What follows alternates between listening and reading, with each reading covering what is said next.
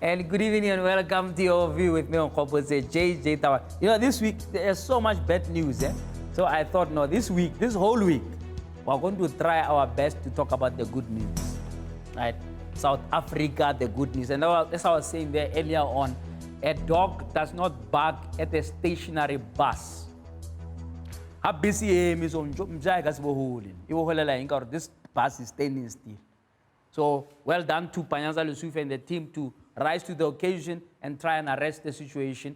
And indeed, I want to repeat, we want all the MECs. I'm sure the other MECs are doing very well. And we see it when the results come out and, how things not always number one necessarily. There are other MECs who are hard at work and who would like to share those stories with the rest of the country and indeed the continent. And we want to invite, if you are a spokesperson of an MEC of education and you have not approached us for platform, the question is, are you doing your job?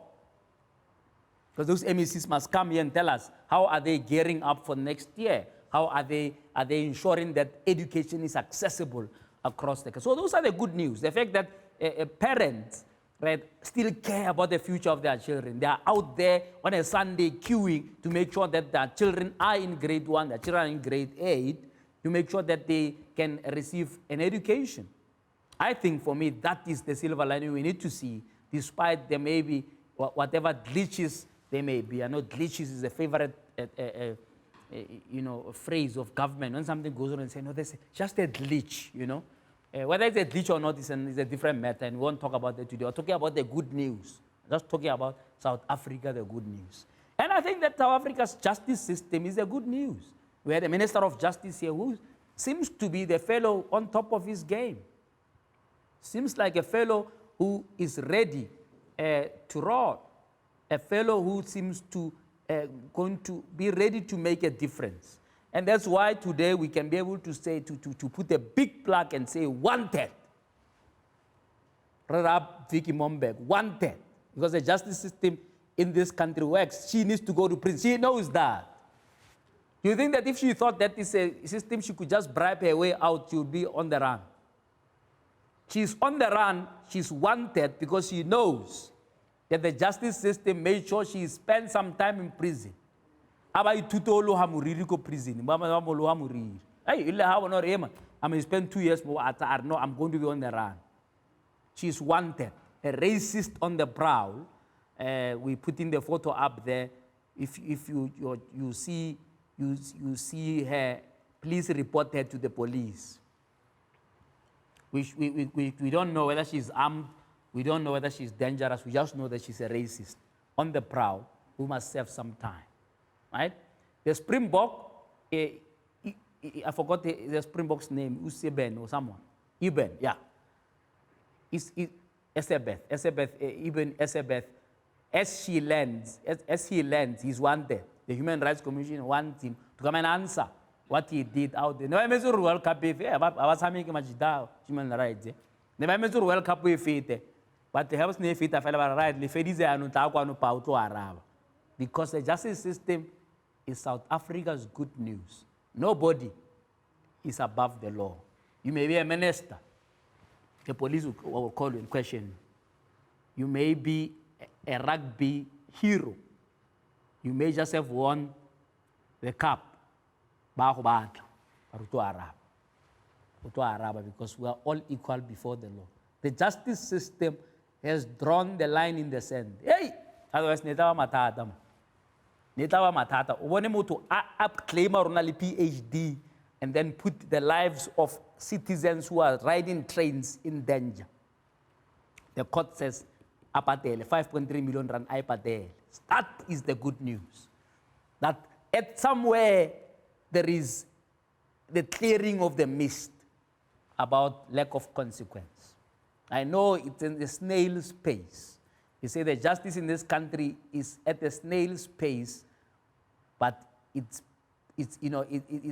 what we say in English, better late than never. Half a loaf is better than no bread. That is the good news. South Africa, the good news. The justice system in full swing. Vicky Momberg wanted. Helen Mona reported 10,111. ba mo tshware ka itse gore o tla ba le ko Woolworths kwa tsamaya ba a re no ba hona motho o tlo bitsa mapodisa ba mo tshware. Our country is alive with possibility. When you see what happened this past weekend, and I'm not just talking about the Springboks, no, I said Iwiza. I'm a coach. I'm a Iwiza because I'm kind of going. I'm a coach. You know that, hey, alive with possibility. Eh? And I'm going to penalty. I'm going to penalty. It's a win nevertheless. Our country is alive with possibility. Tonight we'll be talking to Minister Razzmatazz, Fikile Mbalula, talking about road safety, talking about e-tolls, talking about all the things that have a potential to be good news. If we clamp down on bad road use, our roads infrastructure is amongst the best in this continent. Let's not mess around about it, right? Let's not mess around about it. I know that we had a president who was so excited about our road networks that he said, hey, we shouldn't do that. Let's just celebrate the fact that our road network is amongst the best in the world. That's South Africa's good news, right? But it will cease to be good news if then people die on those roads. Because we have not managed to calibrate the conduct of drivers. Or we have not managed to have a clue as those who are governing about how to maintain those good news. Because once you've got a good road infrastructure, you've got to maintain it. You don't maintain itself. You got to maintain it, and then you can continue to talk up a good story, right? And of course, people then say, "Oh no, so now they say we didn't ask for the e-tolls," you know. I'm not sure what else they asked for, whether they asked for schools or hospitals or what. But this particular one, we're not going to pay because we didn't ask for it. That's South Africa. The good news, democracy. People don't want to pay la fair. Hey, mom, on this one, hey, they voted with their feet. Eh? It's also the good news. We've got a society where government would know that they have to account. Because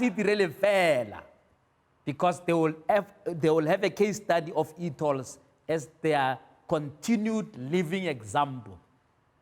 That if government does things that where they have not consulted properly, where they have taken a shortcut, where they have allowed vested interests of unions and so on to thrive instead of the interest of the people, then they will have a multi-billion bill where nobody wants to pay for it. I think that it's good news that where there is a question mark by the citizens, that we all stop and take stock and take note and do something about it. I really think those are good news. We're not a society of illiterates where government can just do its own thing and then hope for the best. We are an enlightened society. And for me, those are the good news. And that's where there lies the future of this country. Whatever the difficulties we may have, whatever the difficulties there may be, once you have a citizen that is conscious, then we are getting somewhere. And I know that it's not something that we should celebrate too quickly, because we still have 10 million people, some of you who are watching here, who did not vote, did not bother to go to the polls, amidst the good news of having a vote being given to us, or a vote being achieved in 1994, 10 million people. Not those who didn't register. No. Forget about those ones. Those who registered consciously stayed away from the poll, 10 million of them. Imagine if they voted, how different the results could have turned out. For me, that is an issue of consciousness that we shouldn't celebrate too quickly, but we should build on it. We should build on the current consciousness that is there to say, how do we ensure that this country becomes a country of conscientious citizens who don't sit around and allow government to do as it pleases. And that brings me just to the issue of what is usually called in colloquial parlance, a bloated civil service, right?